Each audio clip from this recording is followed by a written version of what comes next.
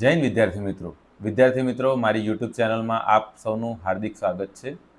I hope કે તમારી તૈયારી ખૂબ સારી ચાલી રહી હશે અને તમે ફોકસ કરીને તૈયારી કરી રહ્યા હશો.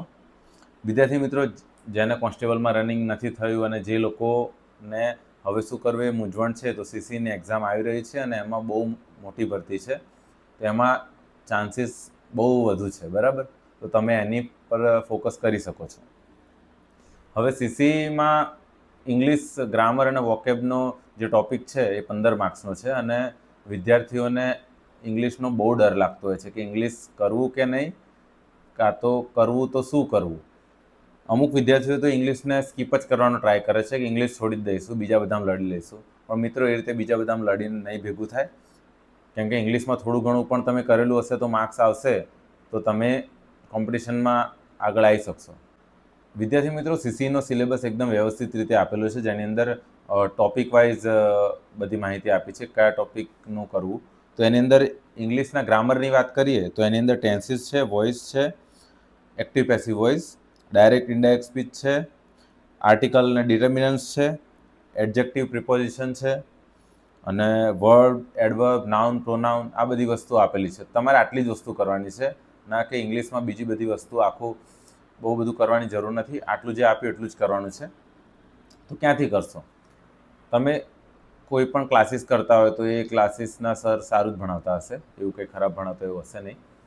પણ તમે જો ઘરે બેસીને તૈયારી કરતા હોય તો તમારે કોઈ વિડીયો લેક્ચર લેવા હોય, કોઈની સિરીઝ લેવી હોય, તો એક સૌનક પટેલ કરીને સર છે, એમનો બી કોર્સ તમે લઈ શકો છો. પછી એક વિરલ સર કરીને પણ છે, એમનો બી કોર્સ લઈ શકો છો.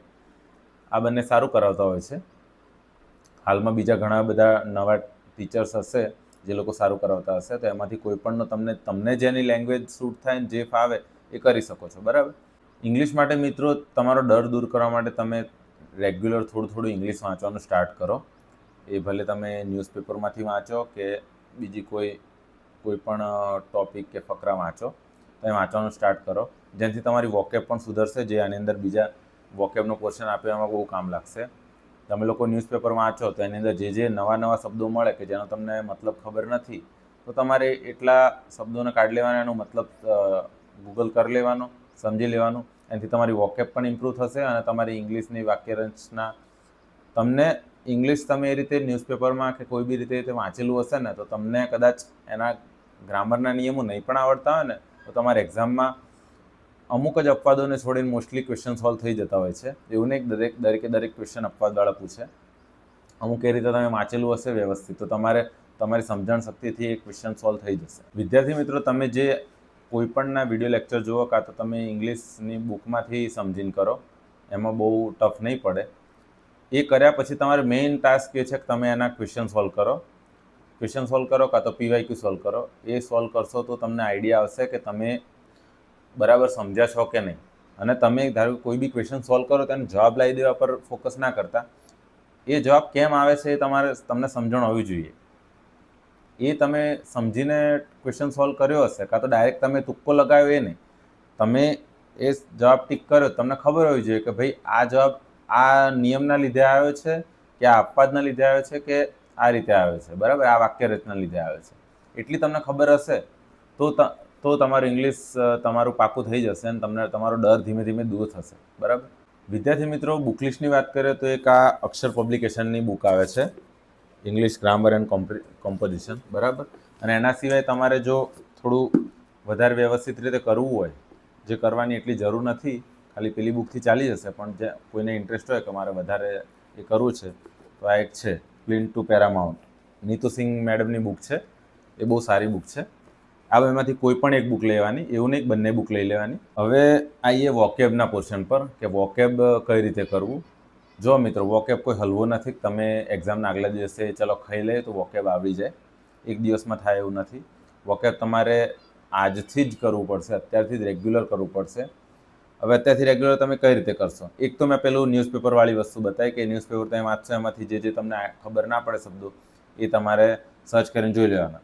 બીજી વસ્તુ, તમારે એઆઈનો યુઝ કરવાનો, કે તમે ચેટ જીપીટી કે જેમિનાઈ જે પણ યુઝ કરતા હોય, અંદર લખી દેવાનું કે ટુડે હિન્દુ ન્યૂઝપેપર કે ટુડે ઇન્ડિયન એક્સપ્રેસ ન્યૂઝપેપર, બે ઇમ્પોર્ટન્ટ વોકેબ્સ, તો એ તમને આપી દેશે વોકેબ્સ ને એના મતલબ બી આપી દેશે, બરાબર. તો એ તમારે કરી લેવાનું.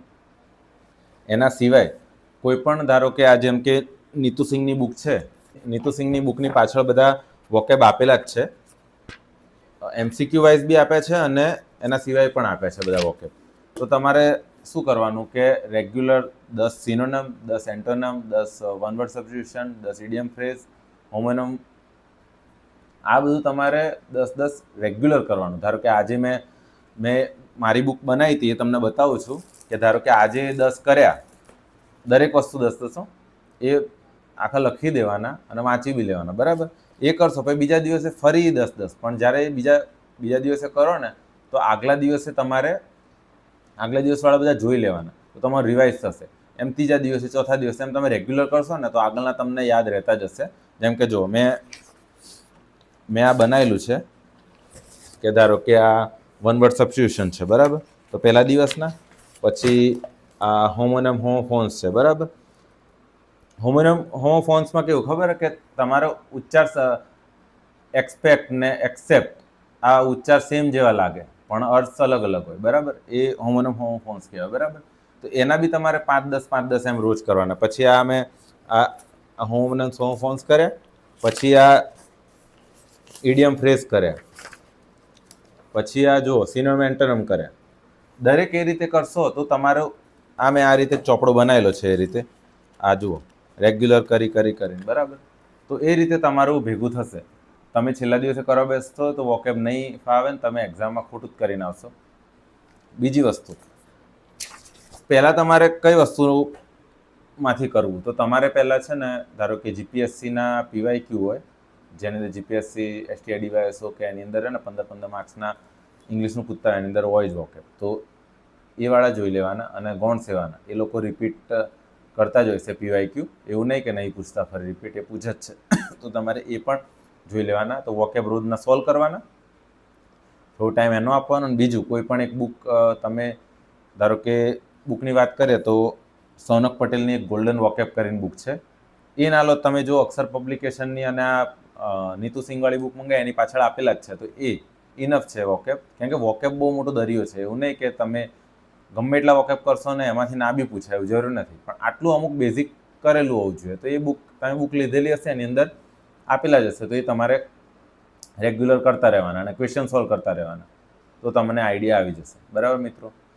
તો તમે આટલું કરશો તો તમારું મોર ધેન ઇનફ છે. તમારે બહુ પછી બીજા સબ્જેક્ટ પર પણ ટાઈમ આપવાનો છે, પણ ઇંગ્લિશ તમારે સમજીને કરવાનું છે. જેટલું તમે સમજીને કરશો એનો ટ્રાન્સલેટ કરીને કરશો તો તમારે ભૂલ નહીં પડે. ઇંગ્લિશમાં નિયમો યાદ કરતાં પહેલાં એને સમજી લેવાનું, પછી નિયમો યાદ કરવાના. કેમ કે ઇંગ્લિશમાં અપવાદો પણ ઘણા છે, પણ અપવાદો પહેલાં તમે બેઝિક તો સમજી લો તો એના માર્ક્સ ના જાય. પછી અપવાદો પર આવવાનું, અપવાદો પણ ભૂલવાના નહીં, બરાબર. તો મિત્રો તમે આ રીતે કરશો તો તમારું ઇંગ્લિશમાં ક્યાંય વાંધો નહીં આવે. અને તમને જો ઇંગ્લિશમાં બીજા મૂંઝવતા હોય પ્રશ્નો તો એ મને કોમેન્ટ સેક્શનમાં જણાવો, તો હું એના માટે તમને સોલ્યુશન આપું, બરાબર. નેક્સ્ટ વિડીયો આપણો ગુજરાતી ગ્રામર અને વોકેબ કઈ રીતે કરવું એના પર આવશે. તો મિત્રો જય હિન્દ, જય ભારત. મળીએ નેક્સ્ટ વિડીયોમાં. ત્યાં સુધી વાંચતા રહો, લખતા રહો, શીખતા રહો. ચલો મળીએ.